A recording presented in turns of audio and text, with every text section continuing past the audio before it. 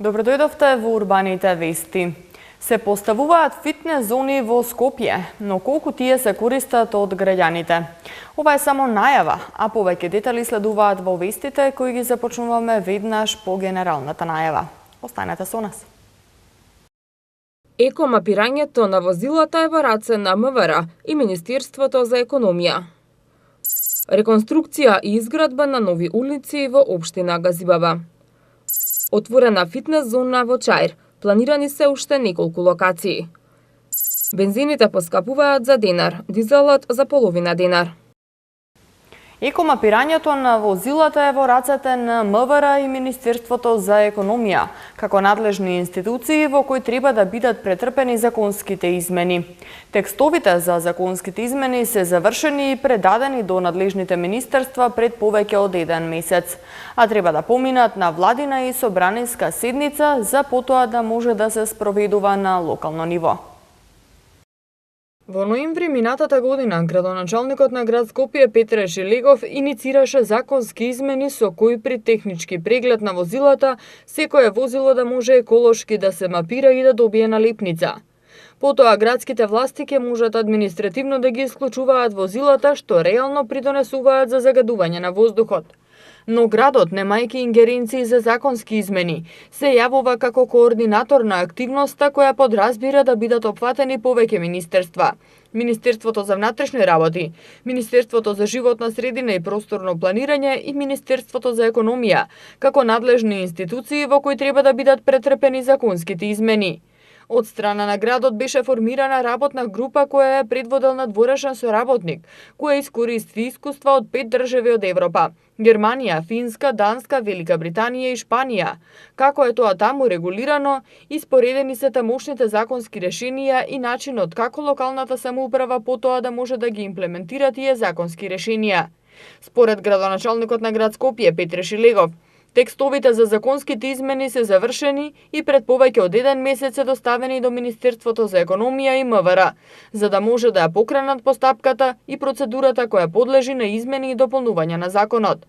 Иако минатата година, кога Шелегов го објави ова, рече дека очекува предлогот до крајот на 2017 година да помине пред Собранието на Република Македонија, а до крајот на оваа година би можело да бидат мапирани возилата. Сепак тоа не се оствари. Па сега очекува во текот на летово на седница на влада да поминат измените како би влегле во собраниска процедура, а по изгласувањето градоначалникот ќе биде тој што ќе забранува движење на возила според екомапирањето. Да започнеме со тој процес. И тоа не е само краткорочно решавање на проблемот со загадувањето, туку е на определен начин стратешко решавање, особено во денови каде што пиковите на загаденоста се сериозно високи и измените меѓу другото паќа да може градоначалникот на локалната самоуправа да биде лицето кое што по основ на податоците кои што ги добиваме на намерењата да биде тој што ќе издаде административната забрана за движење на возила од дадена категорија. Нашите возила ние ги категоризиравме во 5 категории, мајќи ги во предвид сите елементи, вклучително и социјалниот. Значи, тука сме ние, нашата работа како град, пак велам, не беше наша ингеренција, меѓутоа сметам дека сме одговорни, особено кон нашите сограѓани. Сега е постапката во рацете на Министерството за внатрешни и Министерството за економија, како бидејќи таму треба да настанат клучните промени, едните се за мерните, другите за движење и регулирање на сообраќајот. Екомапирањето нема да има дополнителни финансиски импликации врз буџетот на граѓаните, бидејќи секој граѓанин врши технички преглед во текот на годината. Разликата е тоа што при мерењето на издувните гасови ќе може да се категоризира возилото, каква и колкава количина на издувни гасови има, и согласно тоа да се мапира во еколошка смисла. Секое возило би требало да добие соодветна бојана налепница, како постојните што ги имаат при регистрација на возилата. Општина Газибаба ја продолжува големата акција за реконструкција и изградба на нови улици. Во тек се градежни активности за санација и реконструкција на улици во населеното место Инџиково и Сингелиќ.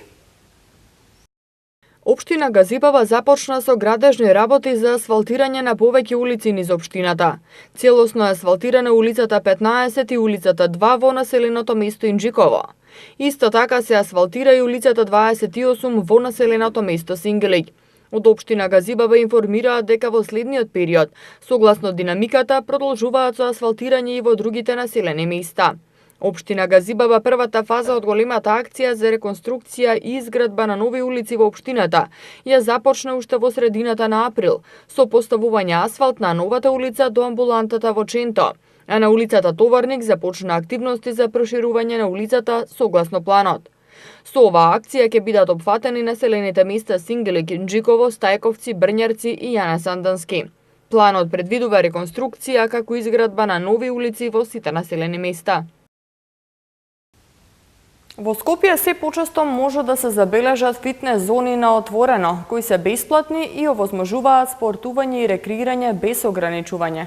Но дали и колку граѓаните ги користат и дали знаат да се грижат за справите за вежбање, ќе дознаете од прилогот во продолжение. Си по брзото темпо на живот и секојдневните обврски им оневозможуваат на граѓаните да се вклучат во било какви спортски активности. Дополнително кон причините за спортска неактивност се придаваат и висината на месечните членарини во фитнес клубовите. Во обидот да се овозможат што поголем број на спортски центри, низ Скопје се отвараат и фитнес зони на отворено. Денеска во Чаир беше отворена третата фитнес зона во Скопје, а 11-та во Македонија, под покровителство на Пивара Скопје. Фитнес зоните се сочинети од професионални фитнес прави и на граѓаните им се на располагање без временско ограничување. Ова е веќе трета година како ги работиме Кока-кола активните зони. Започнавме со општина Газибаба, во Скопје продолживме и со кеот на реката Вардар.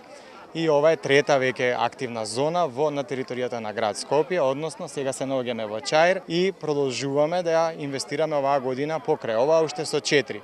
Вкупно ова 11-та Кока-кола активна зона.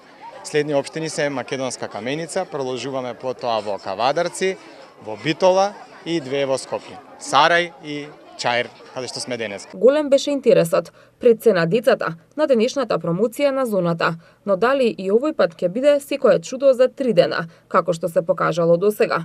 Го прашавме директорот за односи со јавност и комуникации на Пивара Скопје, Ламбро Патче, дали и колку се искористени фитнес зоните. Имате ли никаква информација околу тоа колку се искористени овие фитнес зони и дали се добро сочувани? Ние како компанија постојано водиме мерења, затоа имаме ангажиран и наш надворешен партнер, тоа е Open Fun Football School, со кој работиме веќе години наназад. Они ги вршат мерењата и можам да ви кажам дека како што е овдека сега денеска, така и низ сите градови во Република Македонија. Посебно ме радува фактот што кога и да поминеме и пред да отвориме оваа зона, вчера овдека беше врвулица од млади, стари, деца кои уживаат на овие активни зони на отворено небо, бидејќи имаме најсовремени фитнес прави кои како што гледате секој може да ги користи, да се забавува, да се дружат. Се упативме во фитнес зоната во автокоманда со цел да ги прашаме посетителите колку често доаѓаат да се рекреираат и спортуваат, но таму не најдовме никој. И покрај тврдењето на инвеститорот на спортските фитнес зони Скопска Пивара дека се максимално искористени и посетени. Од она што можевме да го забележиме денеска на локацијата во општина Газибаба е токму спротивното. Денеска во фитнес зоната нема никој. За крај, потсетуваме на секојдневните апели од медицинските лица за големата улога на физичката активност која има врз целокупното здравје. Затоа искористете ги бесплатните фитнес прави, забавувајте се во друштво или сами и водете грижа за вашето здравје и убавина. Итни реформи во градскиот инспекторат. Да се зголеми бројот на инспектори и формирање еколошка или комунална полиција со зголемени надлежности. Ова се дел од предизвиците на новиот раководител на секторот Инспекторат на град Скопје, Мирослав Богдановски. Итни реформи на градскиот инспекторат за поголема ефикасност, негова транспарентност и достапност до граѓаните за да биде вистинска алатка, преку која граѓаните ќе може да ги остварат своите права. Се само дел од суштинските предизвици што пред себе си ги поставува новиот раководител на секторот Инспекторат на град Скопје, Мирослав Богдановски. Како што информираат од град Скопје, на оваа позиција Богдановски доаѓа од Агенцијата за просторно планирање, каде што работел 10 години, а 1 година бил и директор на Државниот инспекторат за животна средина.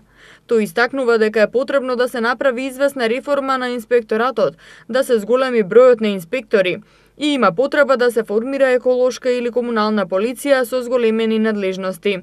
Инспекторатот во изминатиот период спровел конкретни акции за расчистување на јавните површини, а работата на јавните градски предпријатија во наредниот период ќе биде ставена под зголемена контрола од град Скопје и ќе се проверува нивното доследно извршување на задачите и надлежностите што ги имаат. Комуналните редари пак ќе добијат соодветна работна опрема со амблем на град Скопје, со што ќе бидат препознатливи, а се верува дека така ќе им се олесни извршувањето на нивните задачи. Во продолжение следуваат куси информации од активности во градот и скопските општини. Пред неколку дена биле урнати дел од дрвените огради што град Скопје на 14 април оваа година ги постави на дивите паркинг места на патот кон Средноводно. Овие огради град Скопје ги постави поради автомобилите кои се паркираат на диво покрај патот и ја загрозуваат безбедноста во сообраќајот. Општина Ѓорче Петров доби признание од лиценцираниот колективен постапувач Елколект, чија примарна цел е управување со отпад од електрични и електронска опрема, отпадни батерии и акумулатори. Од општината информираат дека продолжуваат во иста насока, со цел граѓаните да имаат достапни места за достава на ваков вид отпад. Со завршување на изработка на бекатон елементи на улицата 4 во Ново село, општина Ѓорче Петров го реши долгогодишниот проблем на тамошните жители, а ќе продолжат и во иднина со реализација на зацртаните планови во интерес на своите граѓани. Денеска од 19 часот во местната заедница Долно Лисиче, општина Аеродром се организира средба со граѓани на градоначалникот Златко Марин, на која се разговара за предвидените инфраструктурни зафати на регионалниот пат и Румлер-Идрачево. Од ноќеска на полноќ бензините поскапуваат за 1 денар за литар, а цената на дизелот поскапува за половина денар, одлучи денеска регулаторната комисија за енергетика.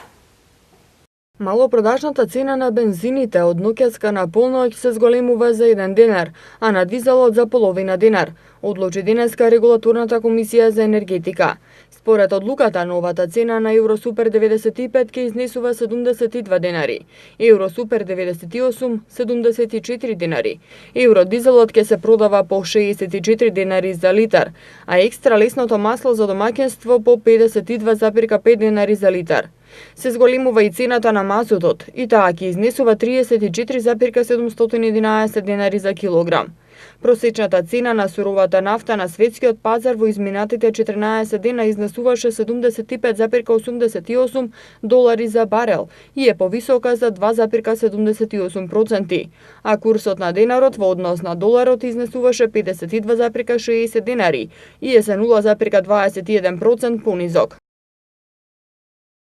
Делови од општините Киселавода и Петровец утре во одредени периоди од денот ќе останат без напојување со електрична енергија. Дел од корисниците од булеварот Борис Трајковски број 1 и од улиците Есенинова и Балканска утре од 7:30 до 8:30 часот ќе останат без електрична енергија. Во период од 7:45 до 15 часот и 30 минути, без струја ќе бидат корисниците од улицата од село Петровец кон село Огњанци, улица 8 и околните подулички во село Петровец, објектите на Еурека Пласт, Пазанерија и Евроленд, корисниците од селата Бадар, Кожле, Катлановско Блаце и Тотенци, како и тунелот Катланово. Како што информира регионалниот центар за управување со кризи Скопје, прекините се поради технички зафати во дистрибутивната електромрежа. Стабилизирање на времето од утре и потопло време најавуваат метеоролозите. Според информациите од Управата за хидрометеоролошки работи, утре само во северните делови се уште ќе има услови за краткотраен попладневен дожд, како и в петок во попладневните часови. Во Скопје времето утре ќе биде сончево со температура до 28 степени. Среда температурата ќе достигне 31 степен, четврток 30 и петок 32 степена. Тоа беше се што ви подготвивме во ова издание на Урбаните вести. За повеќе информации следете нашата веб страна и Facebook фан страната. Имајте пријатна вечер.